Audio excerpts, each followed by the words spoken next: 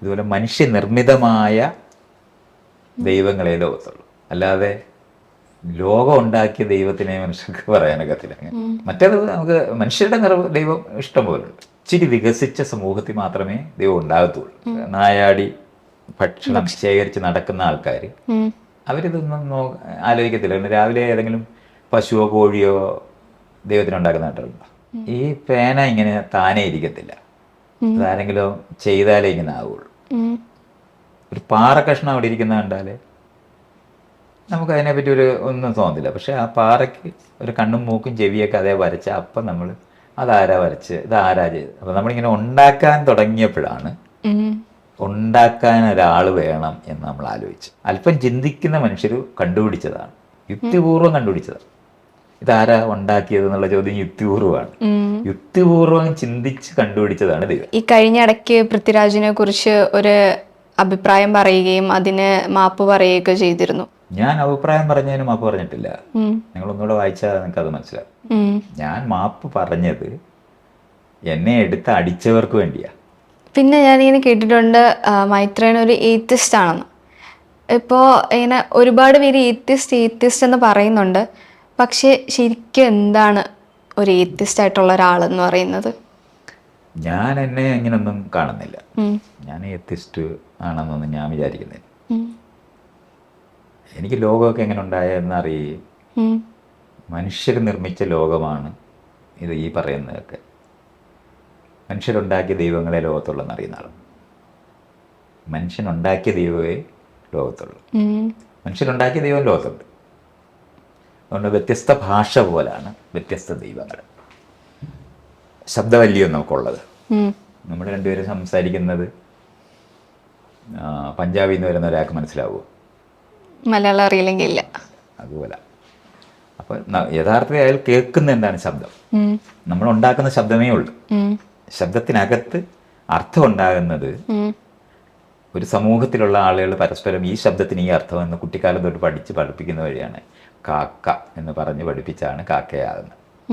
അപ്പോൾ ഇതുപോലുള്ള കാര്യങ്ങൾ നമ്മൾ അറിയണം. അപ്പം ശബ്ദം മാത്രമേ ഉള്ളെങ്കിലും ഭാഷ ഉണ്ടാകുന്നത് അതാത് പ്രദേശത്ത് അത്രയും പേര് ചേർന്നുണ്ടാക്കുന്നതാണ്. ഇതുപോലെ മനുഷ്യനിർമ്മിതമായ ദൈവങ്ങളെ ലോകത്തുള്ളൂ. അല്ലാതെ ലോകം ഉണ്ടാക്കിയ ദൈവത്തിനെ മനുഷ്യർക്ക് പറയാനൊക്കത്തില്ല. അത് അറിയാനോ പറയാനോ ഒന്നും ഒക്കത്തില്ല. കാരണം ലോകത്തിനകത്തല്ലേ നമ്മൾ. അത് വെറുതെ അഭ്യൂഹം പറയാം എന്നുള്ളതല്ലാതെ മറ്റേത് നമുക്ക് മനുഷ്യരുടെ ദൈവം ഇഷ്ടം പോലുണ്ട്. ഏത് പ്രദേശത്ത് ചെന്നാലും ഇച്ചിരി വികസിച്ച സമൂഹത്തിൽ മാത്രമേ ദൈവം ഉണ്ടാകത്തുള്ളൂ. ഹണ്ടർ ഗ്യാദറേഴ്സ് എന്ന് നമ്മൾ പറയുന്ന നായാടി ഭക്ഷണം ശേഖരിച്ച് നടക്കുന്ന ആൾക്കാർ അവരിതൊന്നും ആലോചിക്കത്തില്ല. രാവിലെ ഏതെങ്കിലും പശുവോ കോഴിയോ ദൈവത്തിനുണ്ടാക്കുന്നതായിട്ടുണ്ടോ? ഏതെങ്കിലും അമ്പലത്തിൽ പോകുമോ? ഇതൊന്നും അത് ചെയ്യത്തില്ല. രാവിലെ എണീറ്റാൽ പുല്ല് തിന്നാൻ പോകും, അത്രേ ഉള്ളൂ. അല്ലാതെ വേറെ ഒന്നുമില്ല. നമ്മുടെ മുന്നിലുള്ള ജീവിക്കാനുള്ള ആവശ്യത്തിനുള്ള കാര്യങ്ങൾ അന്വേഷിക്കുക മാത്രമാണ് ജീവികളെല്ലാം ചെയ്യുന്നത്. അതുപോലൊരു ജീവിയായിരുന്നു നമ്മൾ. അത് കഴിഞ്ഞിട്ട് നമ്മൾ ഈ ഓരോ കാര്യങ്ങളൊക്കെ ചെയ്യാനൊക്കെ തുടങ്ങിയപ്പോഴാണ് ഈ പേന ഇങ്ങനെ താനേ ഇരിക്കത്തില്ല. അതാരെങ്കിലും ചെയ്താലേ ഇങ്ങനെ ആവുള്ളൂ. ഒരു പാറ കഷ്ണം അവിടെ ഇരിക്കുന്ന കണ്ടാൽ നമുക്ക് അതിനെപ്പറ്റി ഒന്നും തോന്നില്ല. പക്ഷെ ആ പാറയ്ക്ക് ഒരു കണ്ണും മൂക്കും ചെവിയൊക്കെ അതേ വരച്ച അപ്പം നമ്മൾ അതാരാ വരച്ച് ഇതാരാ ചെയ്ത് എന്ന് ചോദിക്കും. പാറ കഷ്ണം എടുത്തിട്ട് ഇതാരാ ഉണ്ടാക്കിയെന്ന് ചോദിക്കത്തില്ല. അപ്പം നമ്മളിങ്ങനെ ഉണ്ടാക്കാൻ തുടങ്ങിയപ്പോഴാണ് ഉണ്ടാക്കാൻ ഒരാൾ വേണം എന്ന് നമ്മൾ ആലോചിച്ചു. അപ്പം അറിഞ്ഞുകൂടാത്തത് ഒരു പ്രശ്നം കൊണ്ടില്ലേ നമുക്ക്. അപ്പോൾ അറിഞ്ഞുകൂടായ്മയും ഈ ഉണ്ടാക്കിയത് ആരാന്നുള്ള ചോദ്യവും കൂടെ ചേർന്നതാണ് നമ്മളെ ദൈവങ്ങളെല്ലാം. ഇതെല്ലാം ഉണ്ടാക്കാൻ ഒരാൾ വേണമെന്ന് തീരുമാനിച്ച വഴി മനുഷ്യർ കണ്ടുപിടിച്ച ദൈവമാണ് അത്. അതുകൊണ്ട് ഓരോ പ്രദേശത്ത് അല്പം ചിന്തിക്കുന്ന മനുഷ്യർ കണ്ടുപിടിച്ചതാണ്, യുക്തിപൂർവ്വം കണ്ടുപിടിച്ചതാണ്. ഇതാരാ ഉണ്ടാക്കിയത് എന്നുള്ള ചോദ്യം യുക്തിപൂർവ്വമാണ്. യുക്തിപൂർവ്വം ചിന്തിച്ച് കണ്ടുപിടിച്ചതാണ് ദൈവത്തെ. താനെ ഒന്നും ഉണ്ടാകത്തില്ലെന്നും അത് ഉണ്ടാകണമെങ്കിൽ ആരെങ്കിലും ഉണ്ടാക്കണമെന്ന് മനുഷ്യൻ ആലോചിച്ച വഴിയാണ് ദൈവം ഉണ്ടായത്. അതുകൊണ്ട് മനുഷ്യ ദൈവങ്ങളെ ലോകത്തുള്ളൂ. പേഴ്സണൽ ഒപ്പീനിയൻസ് എല്ലാം തുറന്ന് പറയുന്ന ഒരാളാണല്ലോ സാർ. അപ്പോഴത്തേക്കും ഈ കഴിഞ്ഞ ഇടയ്ക്ക് പൃഥ്വിരാജിനെ കുറിച്ച് ഒരു അഭിപ്രായം പറയുകയും അതിന് മാപ്പ് പറയുകയൊക്കെ ചെയ്തിരുന്നു. അപ്പം അത് ഒരഭിപ്രായം പറഞ്ഞതിന് പിന്നെ എന്തിനാണ് മാപ്പ് പറഞ്ഞത്? ഞാൻ അഭിപ്രായം പറഞ്ഞതിന് മാപ്പ് പറഞ്ഞിട്ടില്ല. ഉം. നിങ്ങൾ ഒന്നുകൂടെ വായിച്ചാൽ നിങ്ങൾക്ക് അത് മനസ്സിലാവും. ഉം. ഞാൻ പറഞ്ഞ വരി തന്നെയാണ് ആ പോസ്റ്ററിലുണ്ടെന്ന് തന്നെയല്ലേ ഞാൻ പറഞ്ഞു. ഉം. അത് ഞാൻ മാപ്പ് പറഞ്ഞിട്ടില്ല. ഉം. അത് അത് അത് താങ്കളെ അടിക്കുന്ന വടിയായതിൽ അതിലാണ് പറയുന്നത്. അത് വേറെ അർത്ഥമല്ലേ. ഒരു ചുറ്റിക തന്നെത്താൻ ആരെങ്കിലും ഉപദ്രവിക്കുന്ന കണ്ടിട്ടുണ്ടോ? ഇല്ല, ആരെങ്കിലും എടുത്തടിക്കണം. അതാണ്. അപ്പോൾ ഞാനൊരാളായത് തന്നെ എന്നെ ചുറ്റിയാക്കിയപ്പോഴുള്ള എതിരാ പറഞ്ഞു. ഞാൻ മാപ്പ് പറഞ്ഞത് എന്നെ എടുത്ത് അടിച്ചവർക്ക് വേണ്ടിയാ. അതിന് ഉള്ള കാരണമായി ഞാൻ മാറി എന്നുള്ളതാണ്. പാവം പിടിച്ച കത്തി ചുറ്റിയൊന്നും ചെയ്യുന്നില്ല. ഞാനങ്ങനെ ചെയ്തിട്ടില്ല. എനിക്കൊരു നിലപാടുണ്ട്, അത് പറഞ്ഞിട്ടുണ്ട്. അത് ഞാൻ മാറ്റുന്നതുമില്ല. എന്നെ ഉപയോഗിച്ച ആളുകൾ ചെയ്ത തെറ്റ് അനാവശ്യമായി അയാളെ ഉപദ്രവിക്കുന്നതാണെന്ന് എനിക്ക് മനസ്സിലായത് കൊണ്ടാണ് എൻ്റെ മാപ്പ് പറഞ്ഞത്. അവർക്ക് വേണ്ടി പറഞ്ഞ വാക്കാ. അവരത് ഉപയോഗിക്കാൻ ശ്രമിച്ചതല്ലേ. അവരുടെ ഉദ്ദേശത്തിനെ തകർക്കാനാണ് ഞാനത് പറഞ്ഞത്. ഒരു കാര്യമില്ലാത്തൊരു മനുഷ്യനെ ഉപദ്രവിക്കാനായിട്ട് എന്നെ ഉപയോഗിച്ചപ്പോൾ അത് തടയുന്നതിനുള്ള ഇൻഷുറൻസ് എന്നുള്ള നിലവാരത്തിൽ പറഞ്ഞതാണ്. അല്ല ഞാൻ പറഞ്ഞത് തെറ്റിപ്പോയി എന്ന് വിചാരിച്ചിട്ടല്ല. അങ്ങനെ ഒരു വരി എനിക്കില്ല. മാധ്യമങ്ങൾ ഇപ്പൊ അനാവശ്യമായിട്ട് ഇങ്ങനെ ഓരോ വാക്കുകൾ പലരുടെയും, താങ്കളുടെ മാത്രമല്ല പലരുടെയും ഉപയോഗിക്കുന്നു എന്ന് തോന്നാറുണ്ടോ? ഇപ്പൊ മാത്രമല്ല, എന്നും ചെയ്തിട്ടുള്ളതല്ലേ. എന്നും ചെയ്തിട്ടുള്ള.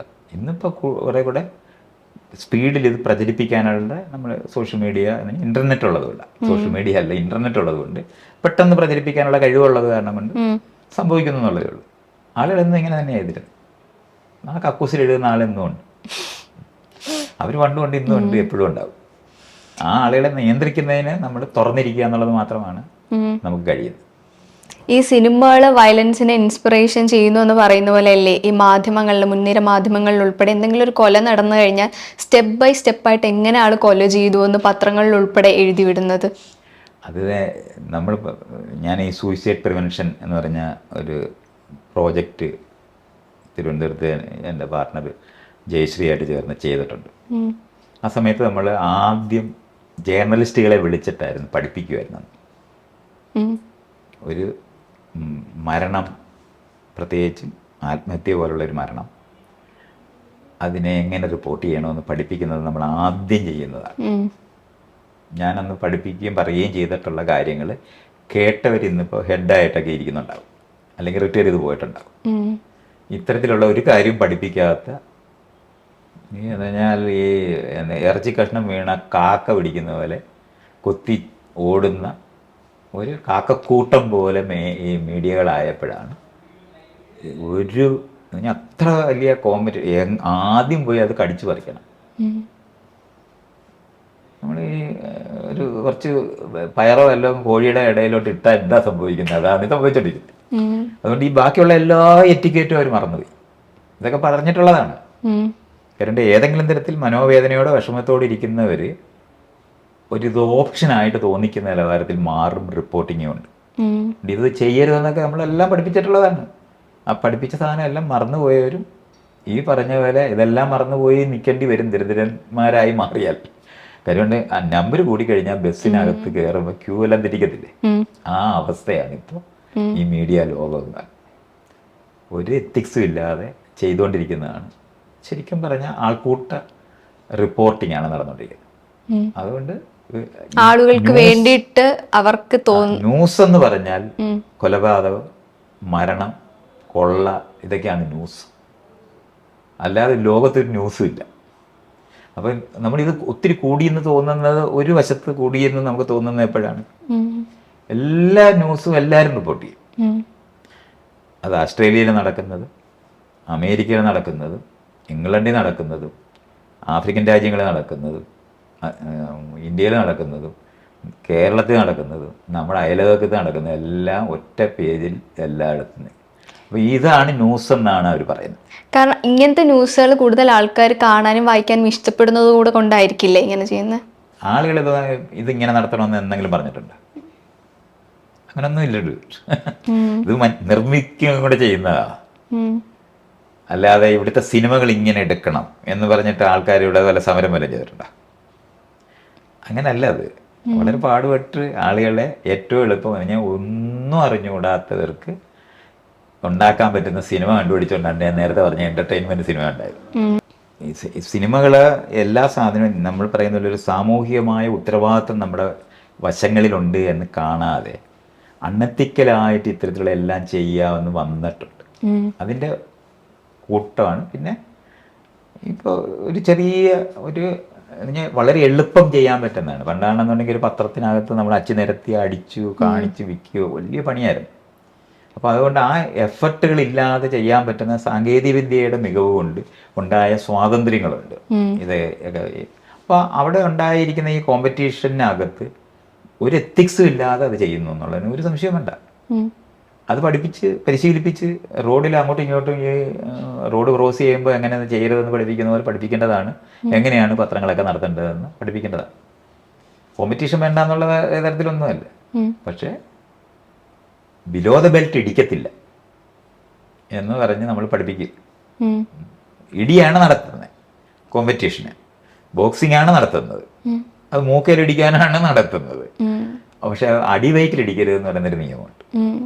ഇതുപോലുള്ള കുറേ നിയമങ്ങൾ നമുക്ക് റിപ്പോർട്ടിങ്ങിനകത്ത് ആവശ്യമാണെന്ന് കണ്ട് അവരൊന്നിച്ച് ചെയ്യേണ്ട ചില ഉത്തരവാദിത്തങ്ങളുണ്ട്. കൂട്ടായ ഉത്തരവാദിത്തത്തിനകത്തൂടെ ഒരു ലെവലിന് താഴെ നമ്മൾ ചെയ്യില്ല എന്ന് സാമൂഹിക അവബോധത്തോടെ ചെയ്യേണ്ട വശങ്ങളുണ്ട്.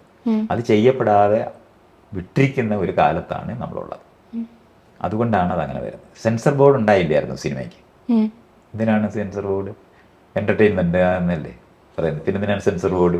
അതിര് കടക്കുന്നതിന്. അപ്പം അതാണ് മനസ്സിലായി. അപ്പം ഇത് സിനിമ നമ്മളെ ബാധിക്കും എന്ന് എല്ലാവർക്കും പണ്ടേ അറിയാമായിരുന്നല്ലോ. പക്ഷെ സെൻസർ ബോർഡ് വേണ്ട എന്ന് പറയുന്ന ഒരാളാണ് ഞാൻ. സ്വയം സെൻസർ ചെയ്യേണ്ടതാണ്. അങ്ങനെയാണ് ഉത്തരവാദിത്തപ്പെട്ടവരാകുന്നത്. ആരെങ്കിലും പേടിച്ചിട്ടല്ല നമ്മൾ സീറ്റ് ബെൽറ്റ് ഇടേണ്ടത്. പോലീസിനെ പേടിച്ചിട്ടല്ല ഹെൽമെറ്റ് വയ്ക്കേണ്ടത്. പോലീസിനെ പേടിച്ചിട്ടല്ല റോഡിൽ അവിടെ സിബ്ര ലൈനിലല്ലാത്തത് ക്രോസ് ചെയ്യേണ്ടത്. അത് പൊതുവായി എല്ലാവരുടെ ചേർന്ന് അങ്ങനെ ചെയ്താലാണ് സുഗമമായിട്ടുള്ള യാത്രയ്ക്ക് സൗകര്യം ഉണ്ടാകുന്നത്. ക്യൂ നിൽക്കണമെന്ന് പഠിക്കുന്നത്. പക്ഷെ ആ പൊതുബോധം കേരളത്തിൽ കുറവാണല്ലോ. അല്ല, അത് കുറവല്ല, അതില്ലാത്തതാ. അത് പഠിപ്പിക്കേണ്ടതാ. ഈ അധ്യാപകരെന്ന് പറയുന്നവർക്ക് ഇങ്ങനെ പഠിപ്പിക്കണമെന്ന് അറിഞ്ഞുകൂടാത്തവരാ. അതുകൊണ്ടാണ് അത് സംഭവിക്കുന്നത്. അവരെപ്പോഴെങ്കിലും കുട്ടികളെ പിടിച്ചോണ്ട് റോഡിൽ എങ്ങനെ നടക്കണമെന്ന് കാണിക്കാറുണ്ടോ? ഇങ്ങനെ ഒരു മേഖല അവർക്ക് അറിഞ്ഞൂടാ. അവർ കാണാതെ പഠിപ്പിച്ചുകൊണ്ട് തന്നെ. ഞാൻ 100 കൊല്ലം മുമ്പ് തുടങ്ങിയ ഒരു വിദ്യാഭ്യാസമാണ്. അന്ന് ഇന്ത്യക്ക് സ്വാതന്ത്ര്യമൊന്നും കിട്ടിയിട്ടില്ല.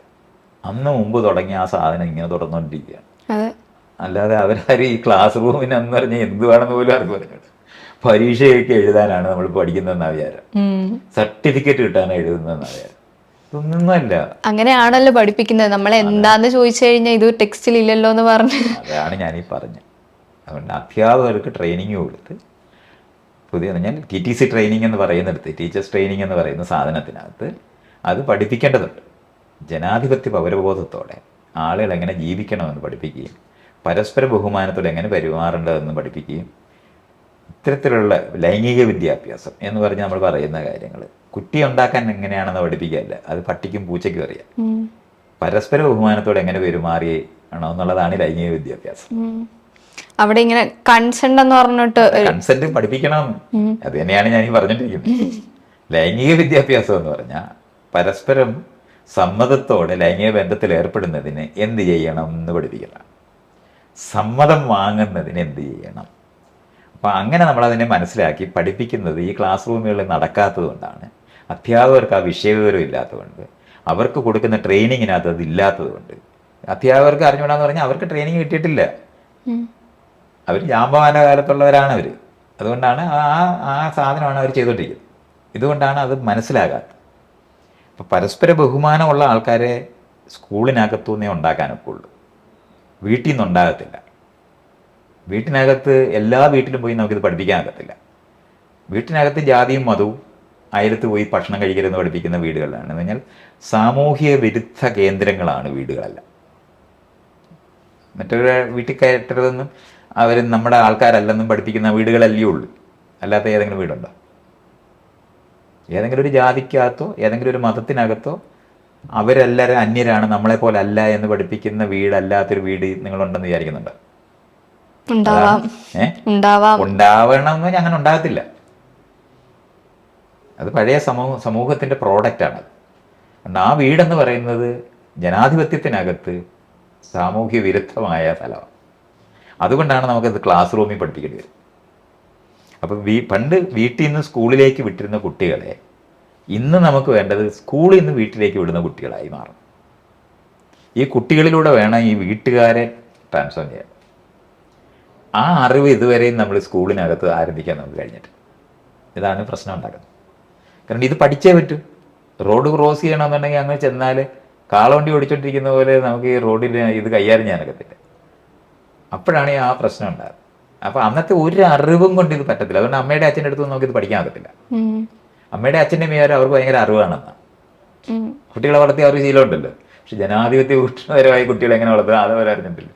അതുകൊണ്ടാണ് അടിക്കുകയോ ഉപദ്രവിക്കുകയൊക്കെ ചെയ്യുന്ന അമ്മയച്ഛന്മാരായിട്ട് തുടരുന്നത്.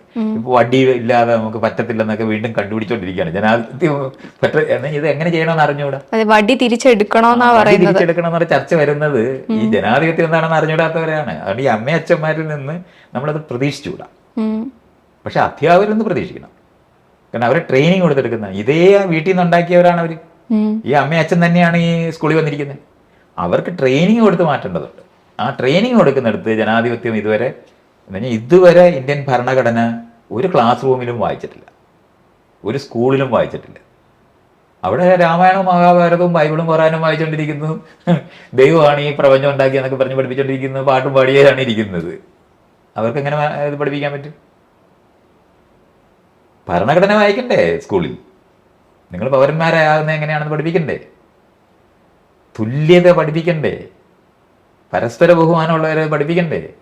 ഇതൊന്നും പഠിപ്പിക്കുന്നില്ല. ഇപ്പോഴും പഠിപ്പിച്ചുകൊണ്ടിരിക്കുന്നത് എന്താണ്? പ്രായമായവരെ ബഹുമാനിക്കണം. എന്താണ് ഇപ്പോൾ പ്രായമായവരെ ബഹുമാനിക്കേണ്ട ആവശ്യം എന്താ? അവർക്കാണ് അറിവും അനുഭവം ഉള്ളതെന്നാണ്. അവർക്ക് കാളവണ്ടി ഓടിക്കാനുള്ള അറിവും അനുഭവം ഉള്ളത്. നിങ്ങൾക്ക് കാർ ഓടിക്കുന്ന നിങ്ങളുടെ അടുത്ത് എന്ത് പറഞ്ഞു തരും അമ്മയച്ഛനും? ഒരു കാലത്തൊന്നും പറഞ്ഞിട്ട് ഈ ക്യാമറ കൈകാര്യം ചെയ്യാനായിട്ട് അമ്മയ്ക്കും അച്ഛനും അറിയാമോ? അവർക്ക് എന്തും അറിയാവുന്നേ? അവർക്കറിയാവുന്ന കുഞ്ഞുങ്ങളെ ഉണ്ടാക്കാൻ അറിയാം. അത് എല്ലാ ജീവികൾക്കും അറിയാവുന്ന പോലെ അവർക്ക് ഉണ്ടാക്കാവുന്നവരുള്ളൂ. കുട്ടികളെ വളർത്താൻ അറിയണമെന്നുണ്ടെങ്കിൽ പുതിയ കാര്യം പഠിച്ചേ പറ്റും. അതുകൊണ്ടാണ് അമ്മയ്ക്കും അച്ഛനും അത് അറിഞ്ഞുകൂടാ. അവർക്ക് പാൽ കൊടുക്കാൻ അറിയാം, ഭക്ഷണം കൊടുക്കാൻ അറിയാം. പക്ഷെ സമൂഹത്തിൽ എങ്ങനെ പെരുമാറണമെന്ന് പഠിപ്പിക്കുന്ന കാര്യം അറിഞ്ഞുകൂടാ. കാരണം അത് കോൺസ്റ്റിറ്റ്യൂഷനകത്ത് പറയുന്നതാണ്. മറ്റേത് അനുസരണയായിരുന്നു അവർ പഠിപ്പിച്ചിരുന്നത്. പറഞ്ഞാൽ അനുസരിക്കണമെന്നാണ്. ജനാധിപത്യത്തിനകത്ത് പ്രജകളല്ല, പറഞ്ഞാൽ അനുസരിക്കുന്നവരല്ല വേണ്ടത്, അറിഞ്ഞ് പ്രവർത്തിക്കുന്നവരെ വേണ്ടത്. ഇതാ വ്യത്യാസം. ഉത്തരവാദിത്വമുണ്ട് ഇവർക്ക്, അവകാശമുണ്ട്. പ്രജയ്ക്കില്ല. പ്രജയ്ക്ക് അനുസരണയും കൂറും ആരോടാണെന്ന് എനിക്ക് അച്ഛനോട് അമ്മയോടാണോ ഇഷ്ടം, അമ്മയോടാണോ എന്ന് ചോദിക്കത്തില്ലേ വീട്ടിൽ? ഈ ചോദ്യം ഒരിക്കലും ജനാധിപത്യത്തിനകത്തില്ല. എന്തെങ്കിലും രണ്ടുപേരും ആവശ്യമാണെന്ന് അവർക്കറിയാം. കൂറുണ്ടോന്നാണ് നോക്കുന്നത്. അതുകൊണ്ട് പണ്ട് കാലത്ത് കൂറുണ്ടോ അനുസരണയുണ്ടോ? കൂറും അനുസരണയും ഉണ്ടെന്നുണ്ടെങ്കിൽ നീ അച്ചടക്കത്തോടെ പെരുമാറും. ഇതാണ് പ്രജയുടെ മൂല്യം. പൗരന് അങ്ങനെയല്ല. പൗരന് അവകാശമുണ്ട്, ഉത്തരവാദിത്വമുണ്ട്, കടമയുണ്ട്, സെൽഫ് ഡിസിപ്ലിൻ നമ്മൾ പറയുന്നത്. സ്വന്തമായി എന്ത് ചെയ്യണമെന്ന് അറിഞ്ഞ് പ്രവർത്തനം.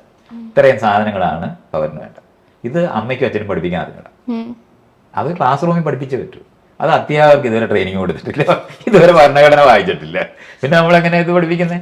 ഇതുകൊണ്ടാണ് ഈ 70-75 വർഷമായി നമുക്ക് സ്വാതന്ത്ര്യം കിട്ടിയിട്ട് ഇതുവരെ ആരംഭിച്ചിട്ടില്ല ജനാധിപത്യത്തിനകത്തെ പൗരനെ ഉണ്ടാക്കുന്നത്. ആരംഭിക്കാതെ ജനാധിപത്യം അങ്ങനെ എന്താ ഇതുവരെ ആരും ആലോചിക്കാത്തത്, അല്ലെങ്കിൽ ആലോചിച്ചവരെന്ന് എന്തുകൊണ്ട് മുൻകൈ എടുത്തില്ല എന്ന് തോന്നിയിട്ടില്ല? അവര് കോൺസ്റ്റിറ്റ്യൂഷൻ ഉണ്ടാക്കിയവര് ആലോചിച്ചിട്ടുണ്ട്. അതുകൊണ്ടാണല്ലോ കോൺസ്റ്റിറ്റ്യൂഷൻ ഉണ്ടാക്കിയത്.